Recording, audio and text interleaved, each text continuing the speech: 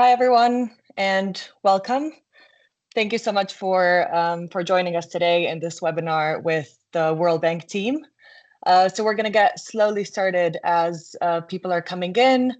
Just to quickly introduce myself, my name is Laura. I am with IPICA. I work here as a climate and energy coordinator with the climate team. And today's session will focus on the World Bank's recently published 2026 Global Gas Flaring Tracker Report. And with us here today, we have Zubin, we have Alexandrina, and we have Meredith. So IPICA is a supporting organization of the World Bank Zero Routine Flaring by 2030 initiative. So it's really a pleasure to have them here presenting today in this webinar. Now, before we move on to the actual presentation, just a few housekeeping items. So this session is being organized using the Microsoft Teams webinar function, pretty similar to a standard Teams call.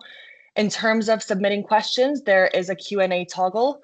So please use that throughout the meeting to post any questions you have. After the presentation, we're going to have a Q&A discussion. So yeah, please do post any questions there. And the use of any external AI recording, transcription tools, anything like that is prohibited. If you do have any, please do deactivate them. And if we do find any in the meeting, we will be kicking them out. And finally, yeah, so as I said, it is being recorded. So this webinar will be published once the session is over. So do keep an eye out on that. Now, before handing over to Adam and the World Bank team, I just wanted to provide a bit more information about IPICA in case there is anyone who is not familiar with our organization.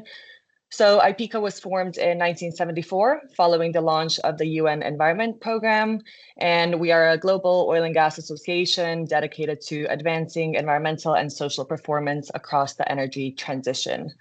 We also bring together members and stakeholders to integrate sustainability.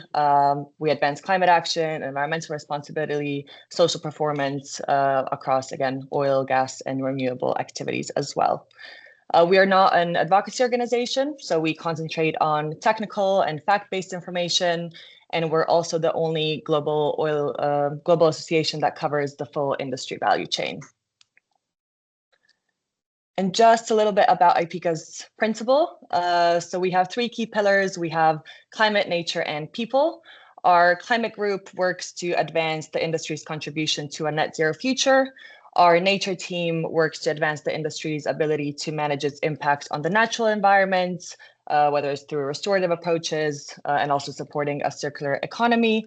And then the people group works to advance industrial social performance, respect for human rights, and contribution to social and economic development.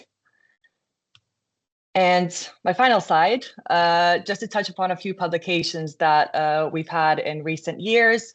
So firstly, at the start of 2022, IPICA and in collaboration with IOGP and the World Bank produced a guidance document on flaring management for the oil and gas industry.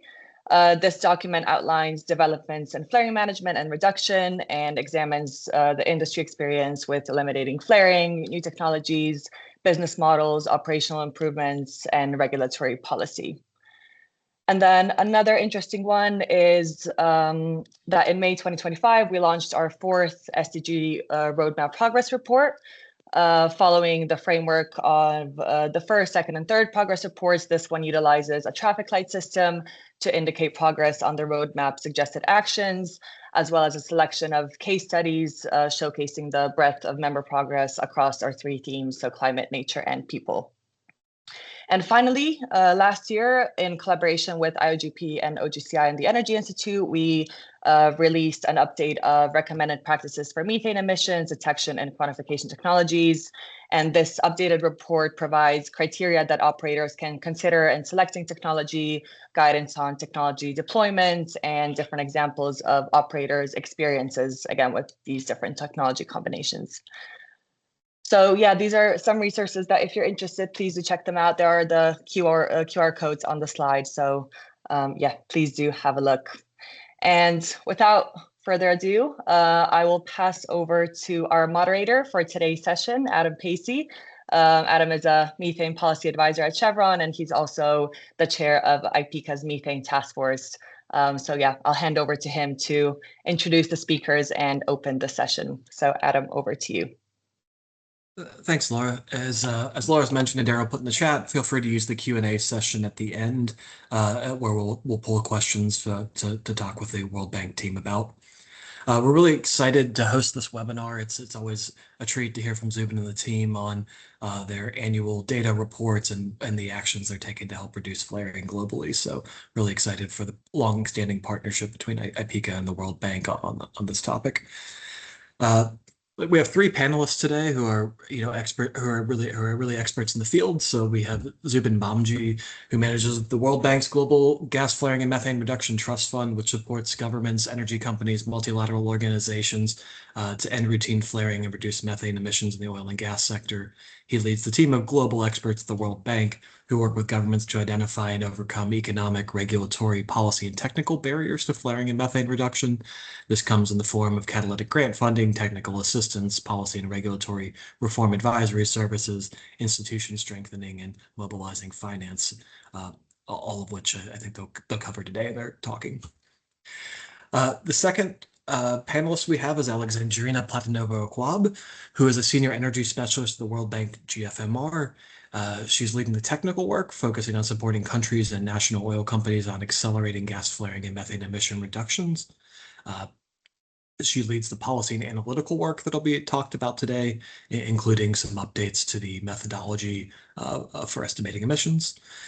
And prior to joining the World Bank, she worked for IEA and the Russian Ministry of Energy and holds a PhD in energy economics. And our final panelist today is Meredith Evans, who's a senior energy specialist with over 30 years of experience across the World Bank, the Pacific Northwest National Laboratory, and the IEA. Her work centers on energy policy, methane mitigation, energy efficiency, finance, and sustainable energy capacity building. She has deep expertise in bridging the gap between policy goals and on-the-ground implementation, working with governments, institutions, and technical teams to deliver lasting change. She's fluent in 5 languages and has worked on energy transition issues across a wide range of geographies. With that, I'm going to turn it over to Zubin to give an introduction and to talk to us about what's happened in the last year with the report.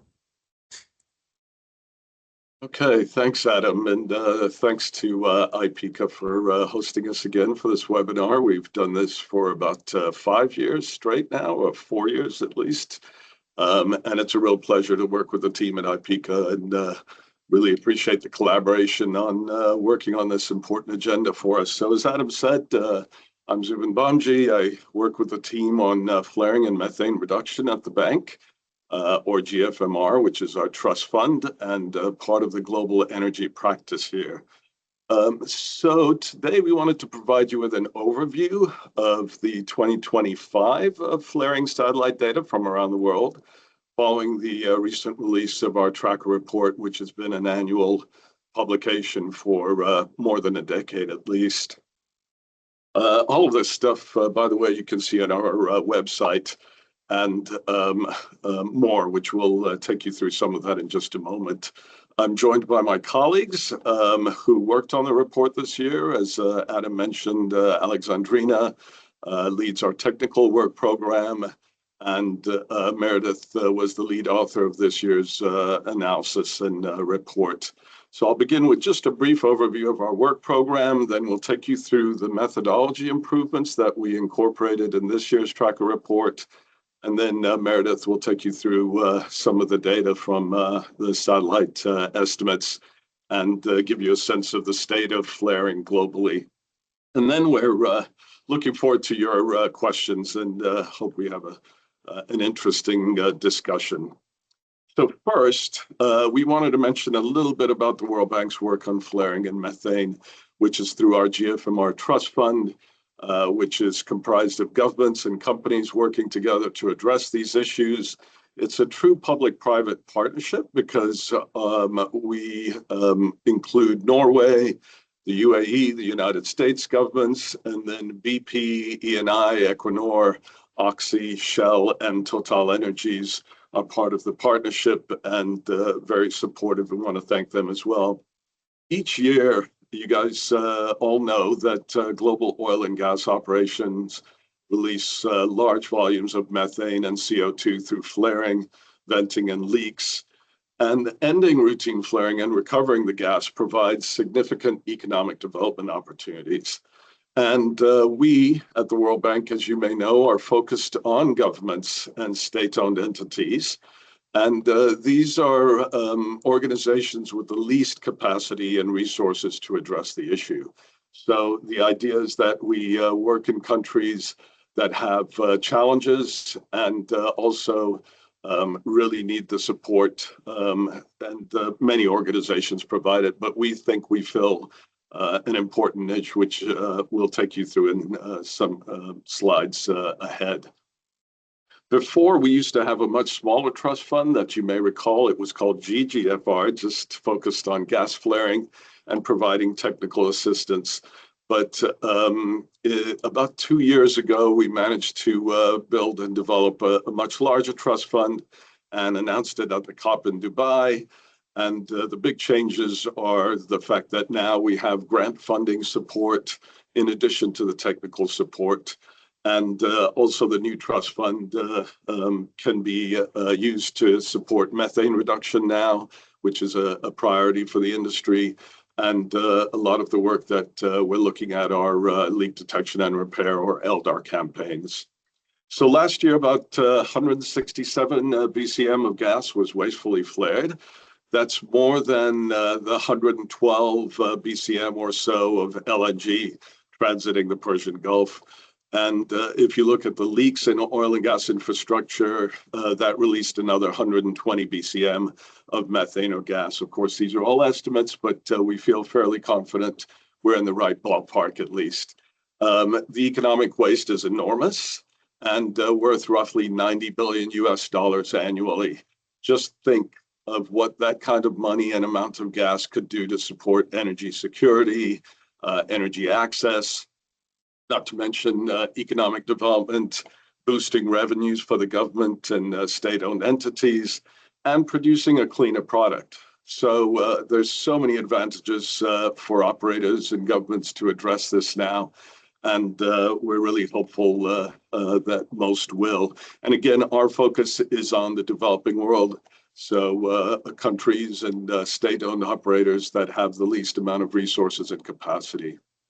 Then there's another set of data points from the developing world that are relevant and also quite alarming, right? There's over 2 billion people that lack clean cooking. And affordable LPG can help close this gap. And then you have over 500 million lack reliable electricity. So again, these are all interrelated issues, and methane and flaring, again, is so important. And then, of course, there's the climate impacts, right? And the environmental impacts, the greenhouse gas emissions associated with the global flare volume were around 429 million tons of CO2 equivalent. This includes 50 million tons of CO2 equivalent in the form of unburned methane. And that is if you use a flaring destruction efficiency of around 98%, which is another whole topic, what percentage to use. And I know there's a lot of variation in that, and people don't necessarily align on what the percentage should be. But anyway, if you look at that, it's like putting some 5 million additional petroleum-fueled cars on the road. And then last but not least, of course, cutting methane in oil and gas production is a safety issue. It lowers accident risk and improves operational safety across the operations. Now, in terms of the 3 key challenges that we see at the World Bank when we engage with governments and state-owned entities and operators, first, methane and CO2 reductions remain a relatively low priority for these governments and operators, even in the cases where mitigation is technically feasible. Second, we're finding that gas infrastructure, of course, is a big barrier, right? So commercialization frameworks and underdeveloped domestic markets limit these viable abatement opportunities. And third, we have the policy and, of course, the financing gaps. So we're talking here about inconsistent regulation, gaps in enforcement of policy and regulations, and then, of course, the limited access to capital make it quite challenging to fund and scale up these abatement projects. So building on the work of our previous trust fund, GFMR, the intention and the aim is to catalyze and boost these global efforts by providing a little bit of grant support and technical support to get these operators and governments on their flaring and methane reduction journey, and working on this all along the oil and gas value chain. And that's the idea, that we would not only provide technical and financial support, then also help these governments and operators design policy reforms, strengthen the institutions that are relevant and associated with flaring and methane reduction. And then we also provide support to mobilize financing in addition to the grant support that we may provide. So we have folks on our team that look at commercial concessional financing to help do these projects and on flaring and methane reduction. Then there is the slide here that gives you the 6 areas or so in which we're really involved. I won't go into too much detail because I've mentioned some of this already. And of course, all of these slides will be posted on IPCA's website. And we're always happy to engage with you if you'd like to go into more detail on this. But in addition to what I mentioned earlier, we do play a role on monitoring flaring globally, and then that's what our tracker report is about, and also our data visualization on our website that looks at all of the gas flares around the world. There's several thousand of them, of course, and we attribute the estimated emissions, the estimated volumes of gas on each of those flares, and I encourage you to check that out and see if you think this is an opportunity for your organization to get involved. And then last but not least, about 10 years ago, it's been a decade now, hard to believe, that we launched the Zero Routine Flaring by 2030 initiative, or ZRF, or ZRF if you're from the United States. We launched that initiative before the Paris COP. And the idea was we did not see any oil and gas industry efforts globally to join forces and address the issue. And we didn't really see many targets from a lot of the operators and governments, so we thought we would introduce it and set a target for governments and industry. Lo and behold, I think just about every major company and operator, as well as oil-producing country government, have joined the initiative. There's a couple still left to make the commitment, but we've had about 115 of them around the world jump on and say this is something that's important. Now, in terms of our first year and a half of the new trust fund, as you can see on this slide, we're active in quite a few countries, such as Azerbaijan, Bangladesh, Brazil, Colombia, Egypt, Indonesia, Iraq, Uzbekistan, Turkmenistan, to name just a few. And we continue to work with a lot of the operators and governments of oil-producing countries to see where the opportunities are and see if we can provide some assistance. And if you look at this set of countries on this slide, where we're providing some of our initial support, they account for over a quarter of the sector's methane emissions and nearly 2/5 of global gas flaring. So again, we're focused on the most, the countries and jurisdictions where we think they have the highest volumes of flaring as well as methane emissions. But that's not always the case. Again, we would look at countries that also have a lot of constraints economically. And then let me just take a moment to give you 2 examples of our early work. One is in Uzbekistan. We're collaborating with the Ministry of Economy and Finance and Uztransgas, a state-owned entity. to detect, assess, and address significant losses from their infrastructure.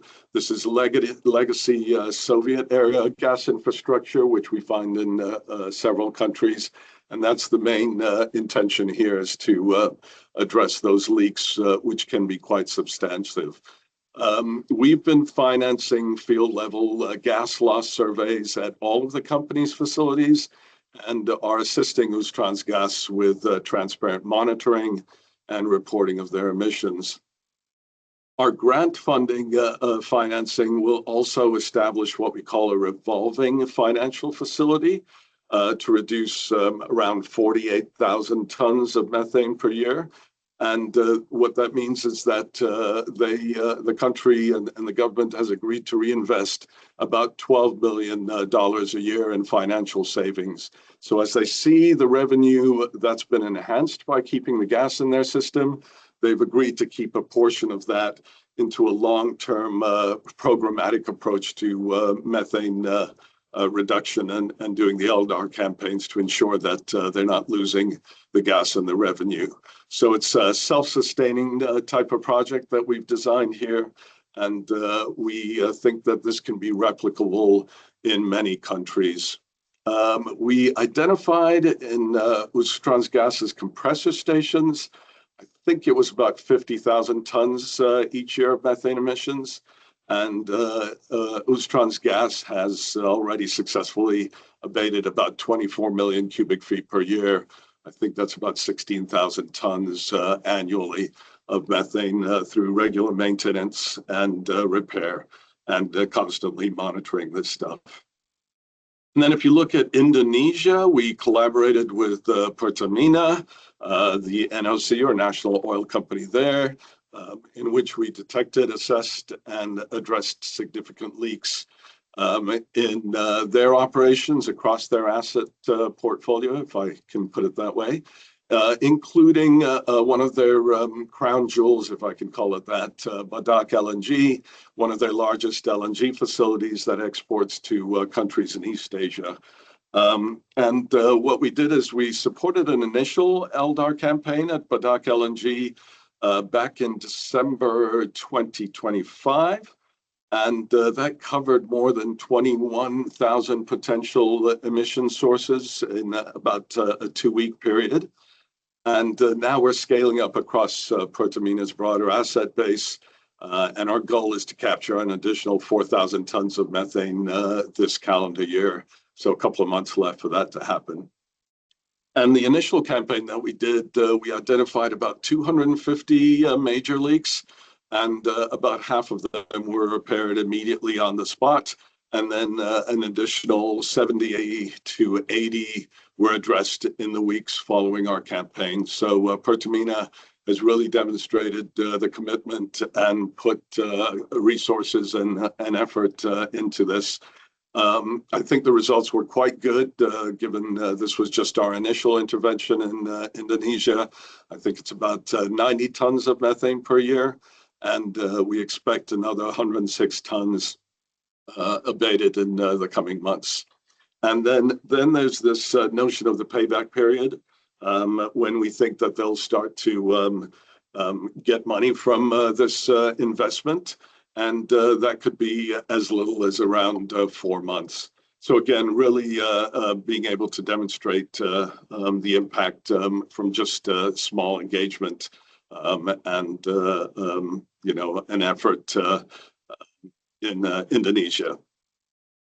All right, last 2 slides, and then I'll hand off to Alexandrina. We always like to talk about some of the tools on our website.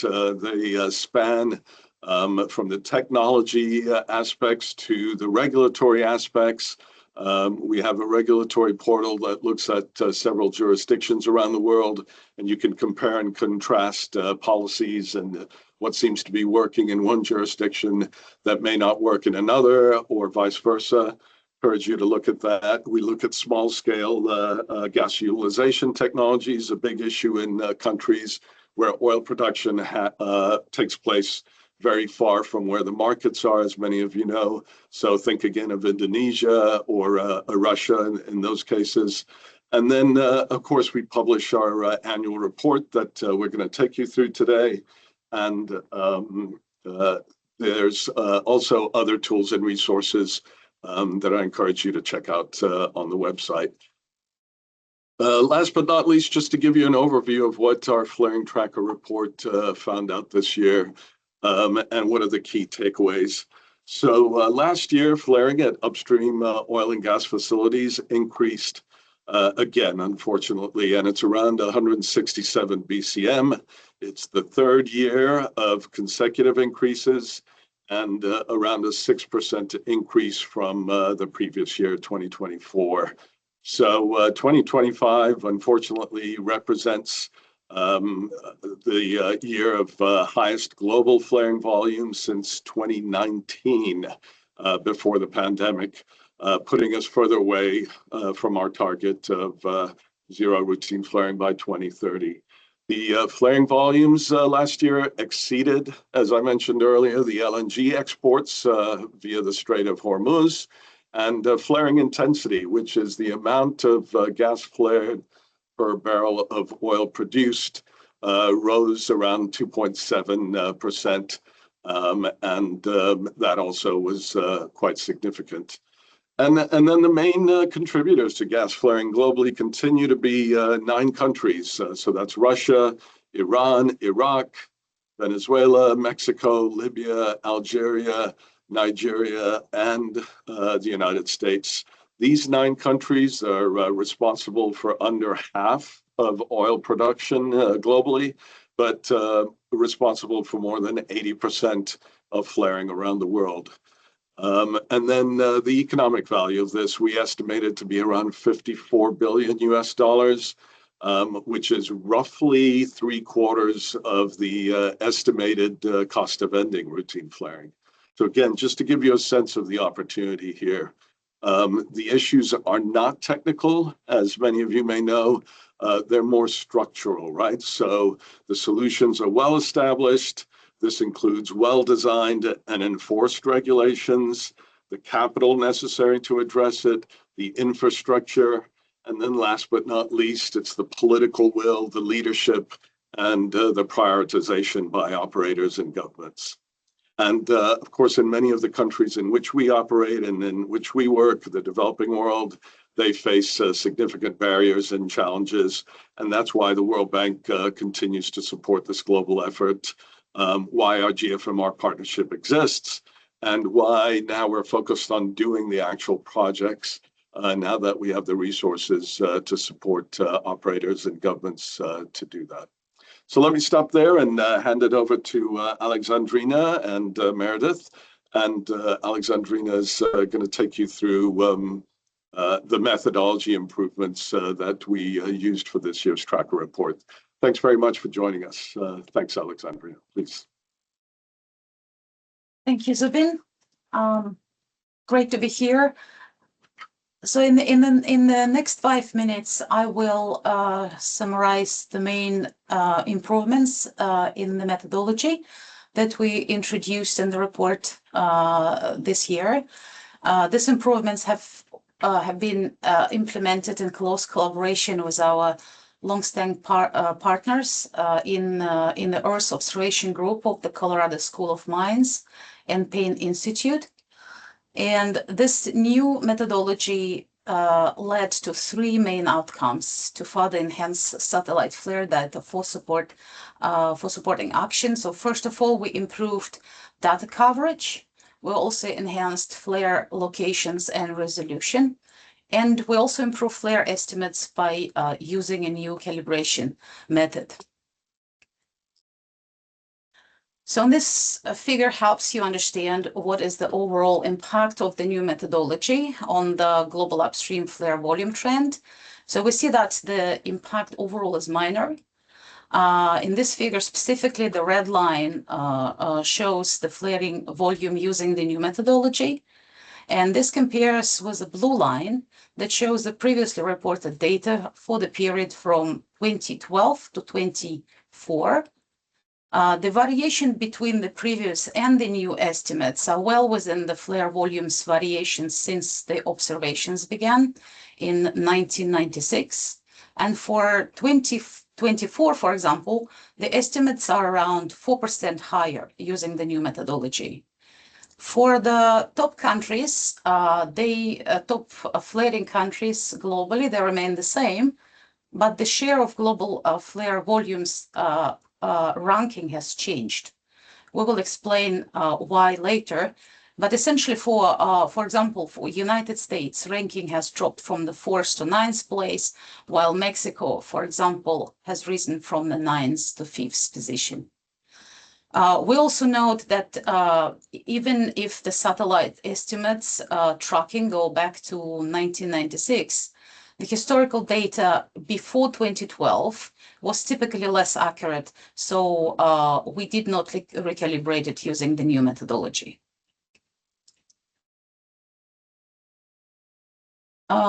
This slide discusses the improved data coverage that was achieved by using cross-satellite observations. This figure shows when additional new slides have been introduced to support observations. And currently, Colorado School of Mines uses 3 satellites that carry visible infrared imaging radiometer suite detectors, or VIRS. For 25 estimates in the report, we use detections from all 3 VIRS satellites simultaneously. And this effectively allows us to double the number of observations per night. It's important given that each observation is relatively short in duration. So when we increase the number of observations, it allows to improve the precision and accuracy of the flare location and volume estimates. Another important improvement is the introduction of the multi-year catalog of flares, which essentially aggregates the positional data of each flare detection nightly for the entire period from 2012 to 25. And it allows us to assign a single consistent flare location and enable more reliable tracking over time for each flare. This approach helps to create higher quality flaring time series and also improve our ability to identify different flaring situations, as we can see in this figure that illustrates the example of 3 different flaring situations. Routine flaring and the top, then routine flaring with occasional non-routine flaring situation, and also routine flaring with periods of no flare detection, which potentially indicates an unlit flare situation, which, as we know, can become a source of significant methane emissions. Then my last slide focuses on improved calibration of satellite radiant heat to estimate flare volumes. This new calibration was developed based on accurately metered data at the John Zink test facility in Tulsa, Oklahoma, which was simultaneously monitored by the VIRS satellite. And in addition, the results were also checked based on the metered operator data for different flare sizes, and so the field data. And this new approach reduces uncertainty that results from the calibration, and does it across a wide range of flare sizes, which help to improve accuracy of volume estimates. The impact of this new calibration on each region depends on the respective flare sizes that are dominant in respective countries. So countries with predominantly larger or flare, larger, smaller flare sizes see the largest changes in the total flaring volume using the new calibration. This is illustrated here by 3 time series of flare volumes comparing previous and new methodology for the period from 2012 to 24. Venezuela is given here as an example of a country with predominantly large flares. Malaysia represents a set of countries with different flare sizes, and these countries typically saw minor or no change in total flare volume estimates between the new and previous methodologies.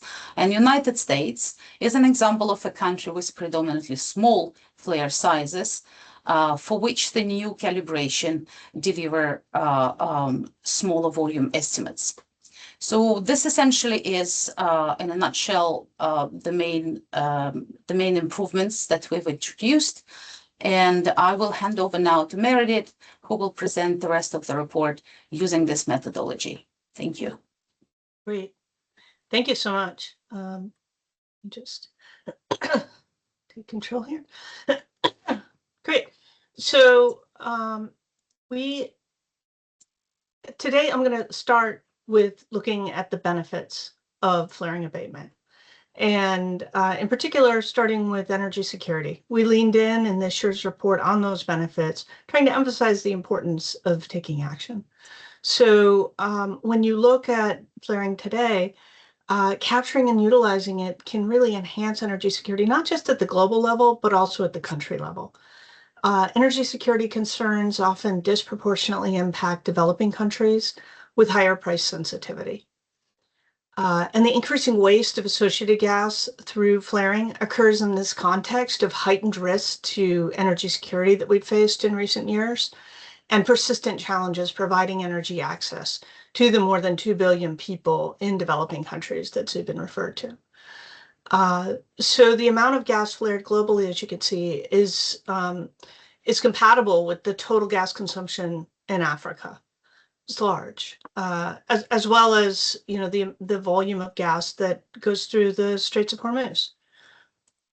There are several nations that are, sorry, I'm going back for 1 second. Several nations are simultaneously importing significant volumes of natural gas while also flaring substantial domestic gas. This trend presents a valuable opportunity for countries like Egypt, India, and Iraq, for example, to capture and utilize flare gas to enhance their national energy security. Utilizing associated gas can also support national goals to expand energy access. So this is true both for electricity as well as for clean cooking.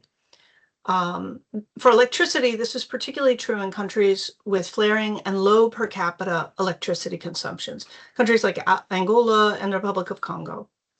On the other hand, liquefied petroleum gas, or LPG, can be produced from associated gas and can help meet clean cooking needs across many parts of the world with limited access to clean cooking fuels.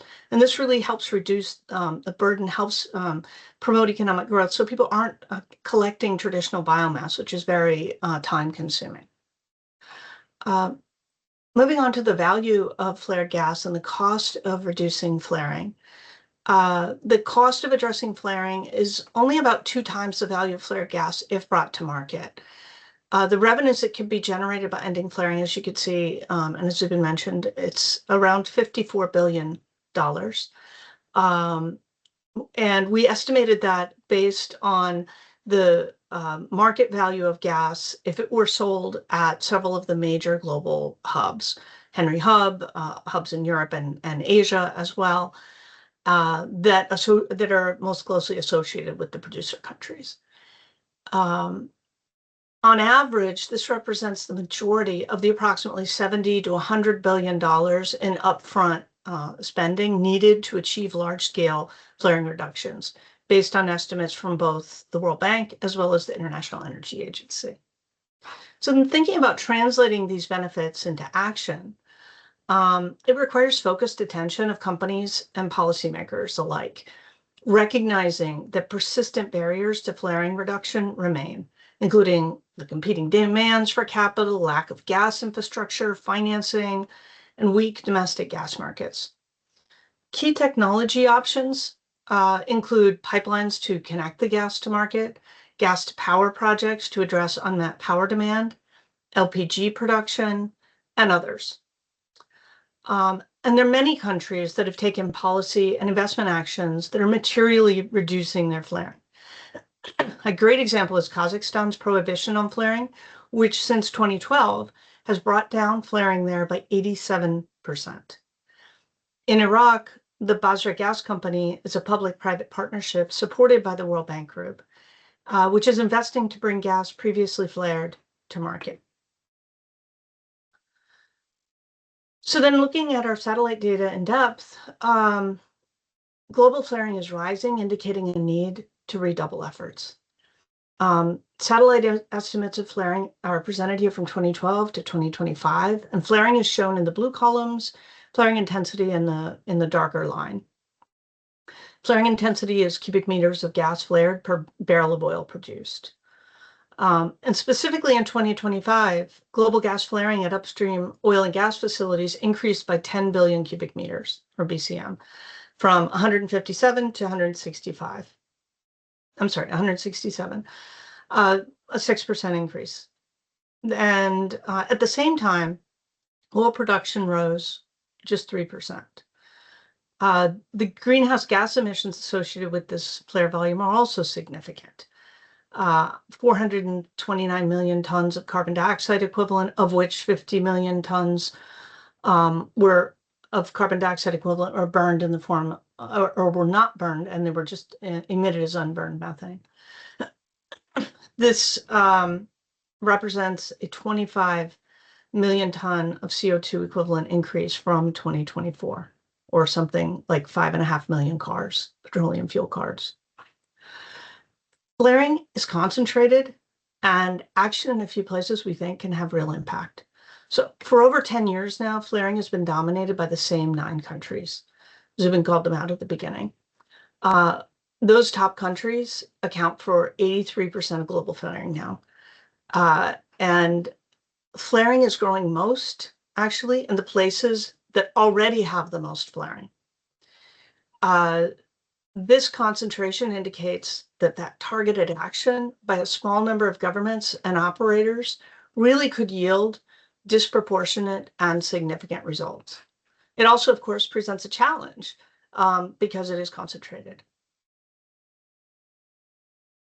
The growth in flare volume, you can see here on this slide,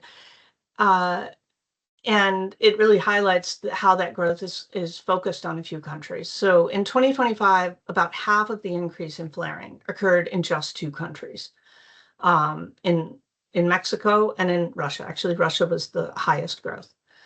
Together, these countries accounted for over 4.5 BCM of that increase in flare volume.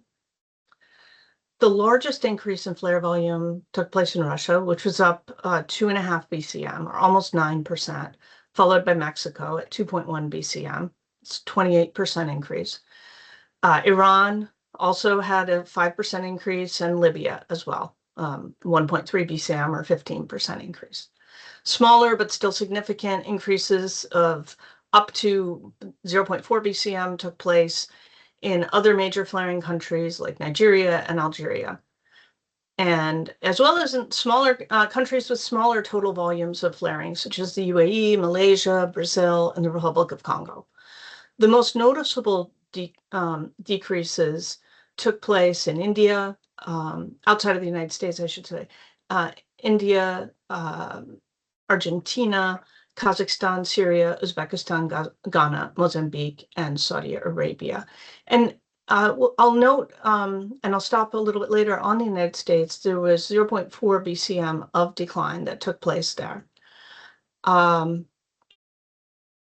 volumes in India declined by 0.6, declined from 0.6, down to 0.6, sorry, from 0.9 BCM, while oil production remained flat. So that's a 0.3 decline in India. And flaring intensity also dropped. It's notable that India adopted new rules in 2025, mandating stronger monitoring and limits on flaring. Flare volumes also dropped in Argentina. Argentina launched new gas infrastructure in late 2024 and 25, which is supported by these declines as gas gets to market, which wasn't able to in the past. In Kazakhstan, we see flaring decline by 16% and flaring intensity by 27% in 2025 through investments in associated gas capture and market access, which is also supported by strong regulations, accompanied by large fines for violators.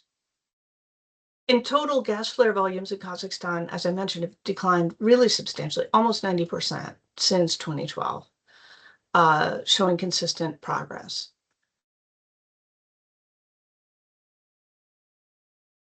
Global gas flaring intensity did, because of these increases, it did increase almost 3% last year.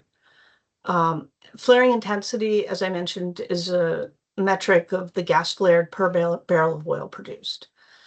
Here we see all the top 30 countries, again, ranked in order of their 2025 flare volume. And all the top 9 countries, with the sole exception of the United States, have flaring intensity, which is significantly above the global average. Global average is in about 5.4 cubic meters per billion barrel in 2025. There are several oil producers as well that are like UAE, Norway, Saudi Arabia, Brazil, and so on, that are significant oil producers, but have very low flaring intensities. As in previous years, we see the highest flaring intensities in fragile conflict-affected countries, such as Syria and Venezuela. Venezuela has shown ongoing reductions in flaring intensity over the past 5 years. Syria has also shown significant reductions. I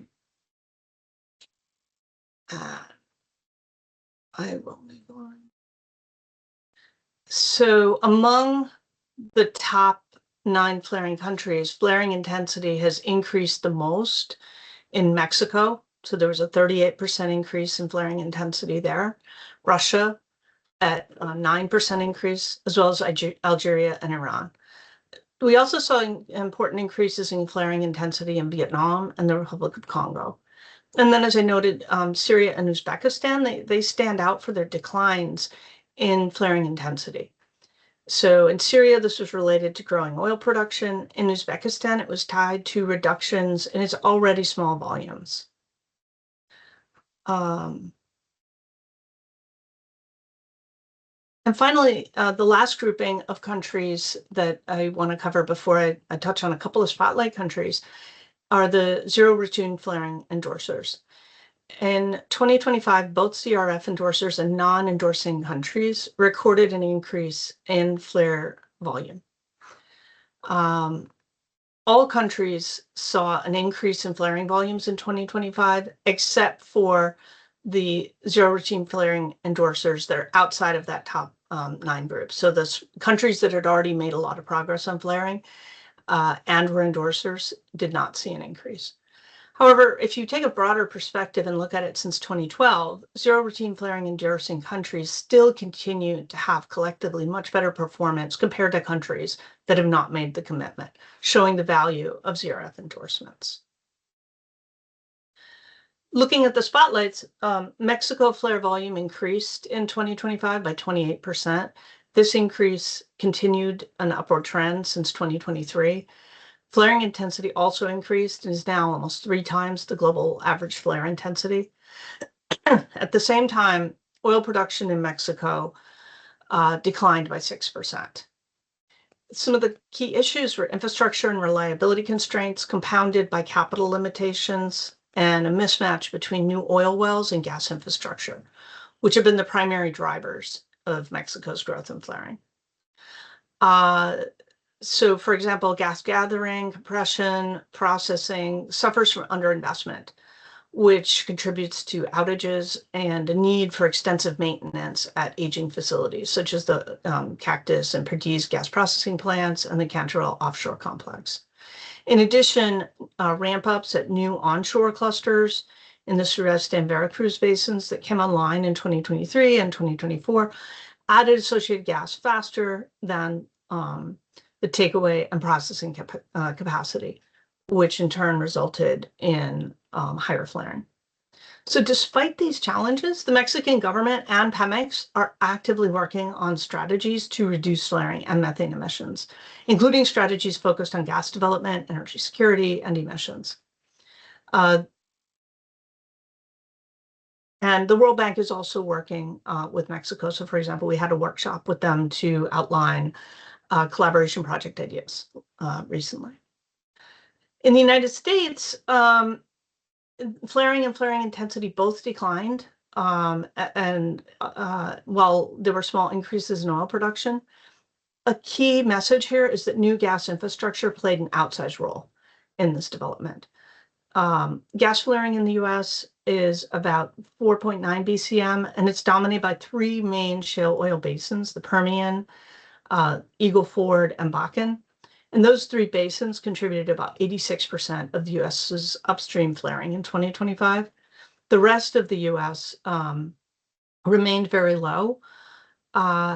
And the major change in 2025 was that in the Permian Basin, the Matterhorn Express pipeline came online, or at the very end of 2024. So that reduced flaring levels in the Permian significantly by 13%, and flaring intensity also went down. There were some increases in some of the, in Eagle Ford, there was a small increase, I'm sorry, in the Bakken, and there was a small increase. And there was a benefit in Eagle Ford in terms of the increased gas export capacity as well, but small. So in conclusion, there is a sobering picture globally in 2025.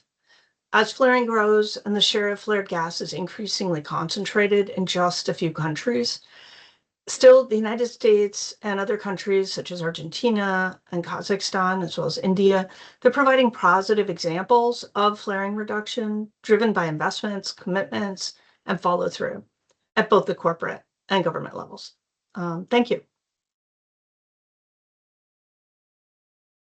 Yeah, thanks so much for a very interesting presentation from the World Bank team. I think we'll have time for a couple of questions from the audience, so continue to add them to the Q&A session. I'll say a consistent theme that we're getting in the questions in the chats coming from a variety of different ways is wanting a little bit more information on the underlying accuracy of the data compared to, say, metered data that operators might have, or those sorts of things, and where you could make, and how, and a little bit, if you guys could touch a little bit more on how accurate you think the data is relative to those sorts of things. Just folks asking questions on financial transactability on the data, where would you sort of draw the, just sort of answering the question on how accurate you're seeing the data, what you did to calibrate, and maybe what you think some of the utilization would be. Zubin, I'll turn it over to you to start there. Thanks, Adam, and thanks for the questions. Maybe Alexandrina and Meredith can talk a little bit about this, because both of them have worked so intently on this new methodology. There's always uncertainty, right, when you're working with satellite data, but we have a high degree of confidence, and even more so now. But let me see if Alexandrina would like to come in here and talk a little bit about the work done on it. Thanks.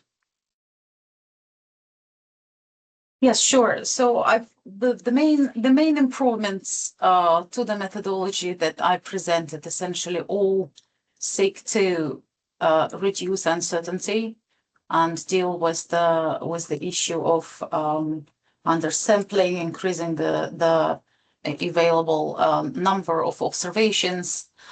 We also continuously worked through the past years on improving how we adjust the numbers, taking into account cloud coverage. So this is a constant improvement in accuracy. However, satellite information is always bringing uncertainty in it. So our focus essentially was on consistently using the approach to be able to see the global trends. This is essentially the main value add of the satellite observations. There are discussions in the overall community looking at data on how satellite information now can be combined with other on-the-ground sources. I saw there were questions on whether the information that we publish is using the the comparison with the real data provided by operators, for example, or reported by countries. And we certainly do this at the extent of possible, but also recognizing this, the data on the ground can be of very different quality depending on whether it's monitored constantly or whether it's also estimated using various emission factors. But we also are open to any comments, suggestions, or comparisons to improve how the estimates are actually actionable on the ground. So this is essentially on the data. I would say so. It's a constant improvement. This methodology iteration actually is just combining the results of many years of work, and we thought that it would be the most productive to essentially combine them all and try to not disturb the consistency of the historical trends, which I hope we succeeded to do.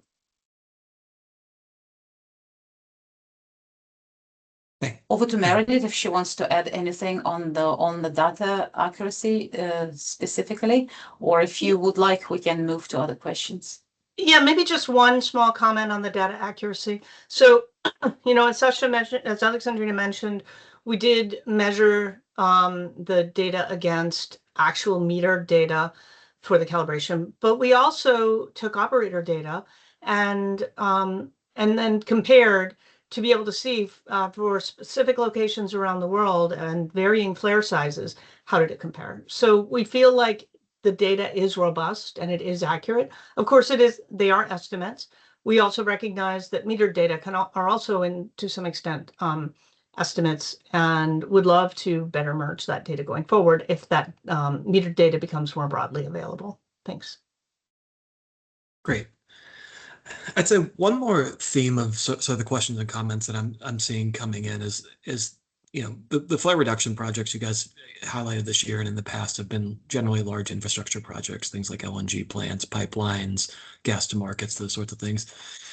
Could you all maybe talk about a little bit of the work that you're doing now to catalyze additional finance in that area, and perhaps if there's other countries you want to highlight that you didn't get a chance to? There's some questions about Venezuela and a few other countries in the chat. If there's another country that you didn't highlight in sort of your remarks that you think has some interesting work going on, I'd like the opportunity to do that as well. But turn it over to Zubin to start.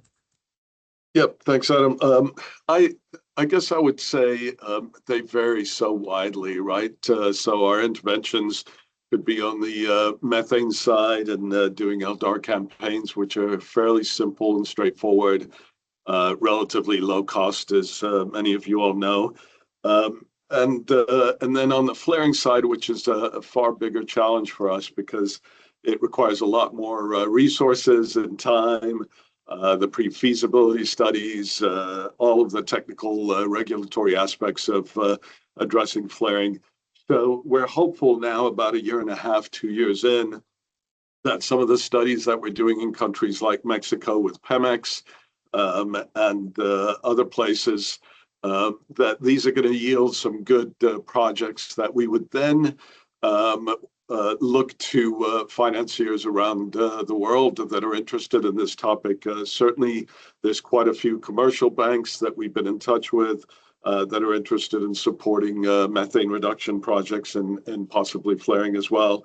But this is a little bit ahead of ourselves, Adam, quite honestly, because it's going to be a situation where we look project by project, and again, the amounts is really key for financiers, right? Not just the volume of the gas, but the amount of money that's required. And many banks don't want to work with projects that are not substantive. They need to be several $1 million, several dozen millions of dollars for them to think it's a viable opportunity for them. So it's still an area that we're exploring. Of course, the World Bank would be an option too in some cases, but it's just hard for us to know until we've identified the projects. And again, the regulatory and policy environment in some of these jurisdictions is absolutely key. And financiers, of course, are keen to look at that. The commitment from the operator and the government. There's so many factors that will go into it, so it's a little bit hard to specifically talk about the financing aspects, at least at this point. But maybe a year from now, hopefully, we'll have something more substantive to share with you on that. I would also just say we looked at financing, sort of an overview of financing methane and flaring reduction projects, and did a report. It's now a few years old, but I think a lot of the information still applies and can be helpful there. It's on our website, and I would just encourage folks to go there and read that. And we have, of course, a way to reach out to us through our website. So please feel free to do that as well. Happy to engage and have a discussion around that. I'm not sure if Meredith or Alexandria have any other thoughts besides that.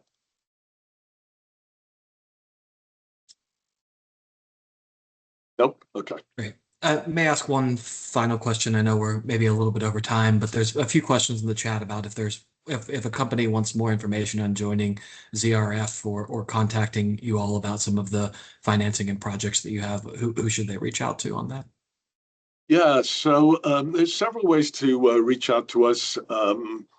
Certainly, our website has an email address. We do check it regularly because we recognize that's probably the quickest way for operators and governments to reach out to us. So I encourage folks to do that, and that's concerning the Zero Routine Flaring Initiative as well. Look, the question about broader support from the World Bank, it can happen in a number of different ways. Of course, we have offices in about 100 countries around the world. So often governments or state-owned entities will work through our local office in the country. If there isn't one, again, reach out to us directly through our website. And we're happy to engage with you and see how we can provide support. Of course, you have to be a country that's considered a developing country in the World Bank's view and the IMF's view as well. So this is where we would provide support. So it wouldn't be in countries like the United States or in Europe or Australia or the developed world. I don't know, again, if my colleagues have any other further thoughts on how to engage with us. Sasha or Alexandria?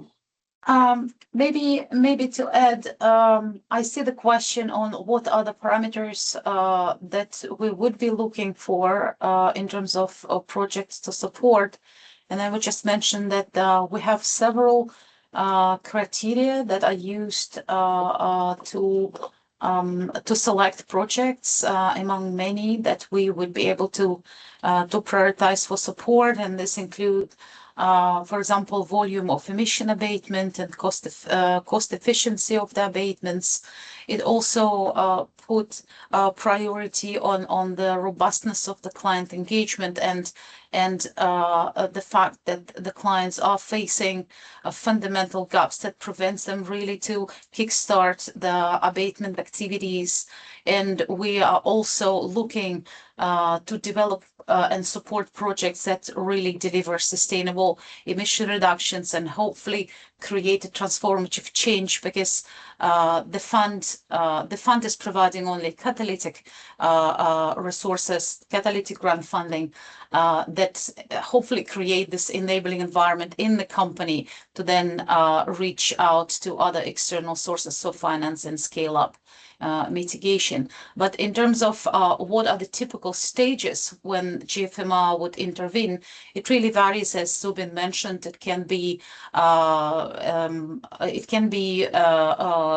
all of the stages that are listed in the question, and concept screening or support pre-feasibility study, preparing bankable projects, and as well financing, structuring, and capacity building.